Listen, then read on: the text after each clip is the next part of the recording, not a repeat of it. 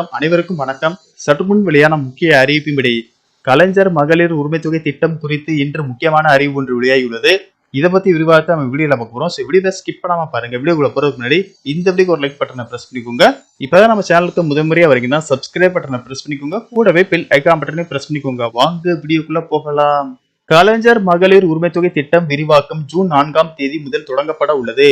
தமிழ்நாடு முழுவதும் அன்று 9,000 இடங்களில் நடைபெறும் மக்களுடன் முதல்வர் திட்டம் முகாமில் இதுவரை இந்த திட்டத்துக்கு விண்ணப்பிக்காதவர்கள் நேரடியாக சென்று விண்ணப்பிக்கலாம்.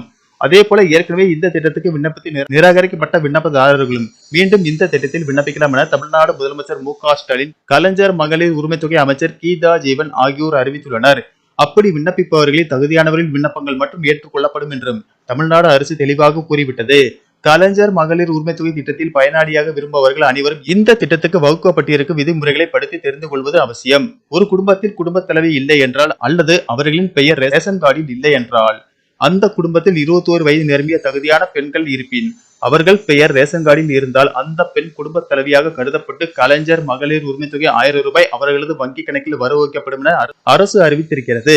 இதை தவிர HIV, மரபணு நோய், முதுகு தண்டுவட நோய் உள்ளிட்ட வாழ்வியலை முடக்கும் நோய்களால் பாதிக்கப்பட்டவர்களின் குடும்பங்கள், ஓய்வூதியம் பெறுபவர்களின் குடும்பங்கள் எல்லாம் இந்த திட்டத்தில் பயன் பெறுபவர்களை தவிர்த்து மற்ற யாரேனும் தகுதியான பெண்கள் அந்த குடும்பத்தில் இருந்தால் இந்த திட்டத்தில் விண்ணப்பிக்க தகுதியானவர்களே என்று அறிவித்திருக்கிறது.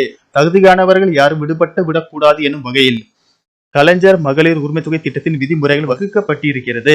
அதே நேரத்தில் இந்த திட்டம் விரிவாக்கம் செய்யப்படும் போது சில விதிமுறைகளை தளர்வும் புதிய விதிமுறைகள் சேர்க்கப்பட வேண்டும் என்றும் மக்கள் எதிர்பார்க்கின்றனர்.